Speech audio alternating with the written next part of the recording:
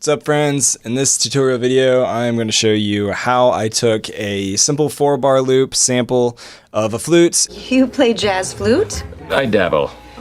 And I chopped it up and I turned it into this.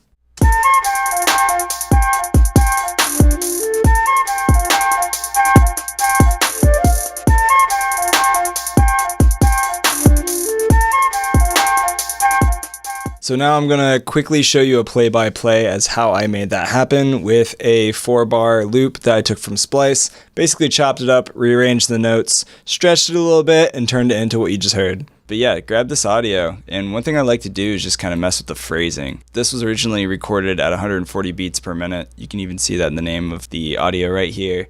And what I'm going to do is just turn on my metronome, and I'm going to chop this thing up and kind of warp it and lock it into time and then throw a beat on top of it. For me personally, I find the creative process of producing is so much easier when you have like a sample or something to start with, rather than trying to make every single tiny little sound from scratch. So here's a dope sound of a flute. Let's check it out.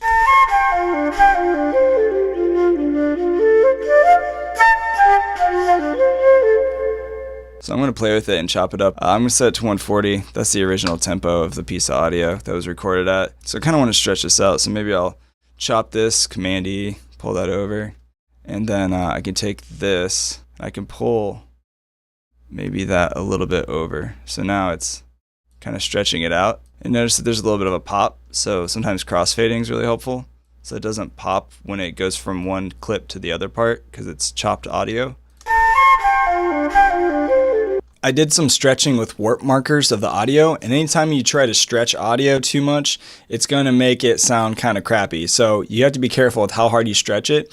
So it's a good balance to be able to fine line between actually stretching the audio and cutting the clip and being able to move that around to make that note where you want it to be. Just know that your warp mode is going to make a huge difference down here. So if it's on beats and if it's not a percussive style instrument like a flute, then you definitely want to choose something more along the lines like Complex or Complex Pro. And you can really dial in the envelope and shape it based on how hard you're stretching the audio. With Pro or Complex is usually a pretty safe bet. But Beats is going to probably throw off the transients if you start stretching the warp markers and all that fun stuff. So just know that Complex or Complex Pro is going to be a little more forgiving as you're stretching audio of different instruments. One more thing to know is your sound of the audio being stretched is going to be way less noticeable, and it's going to sound a lot less crappy if it's a higher pitched instrument like keys or a flute, and it's going to sound way more crappy if it's a lower end instrument like bass, because bass doesn't stretch very well. Now back to finishing off the sample, which is going to require me to do some EQing, and I'll reverse the sample,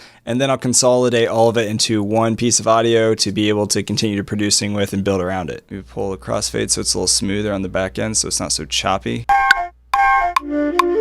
Maybe EQ it a little bit so it's not as bright. Maybe throw an EQ, maybe tuck it down.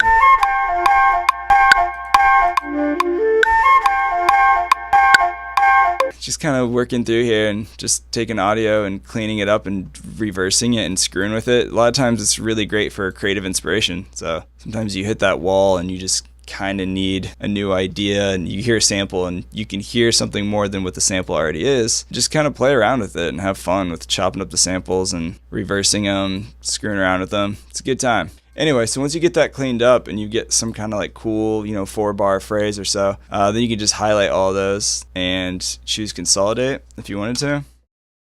Consolidate it, and that's an idea of how you can take a sample, loop, chop it up, play with it, edit it, turn it into your own idea. If you enjoyed this tutorial, please like, subscribe, all that good stuff. If you would like help with your own production and your own tips, you can go to liveproducersonline.com, join the Pro plan, and I will be an Ableton support resource to you. You can send me your projects directly, or you can just ask me any Ableton Live question, and I will get back to you ASAP. So go to liveproducersonline.com. I'm Dan Giffin. Like, subscribe, all that good stuff, and I'll see you next time.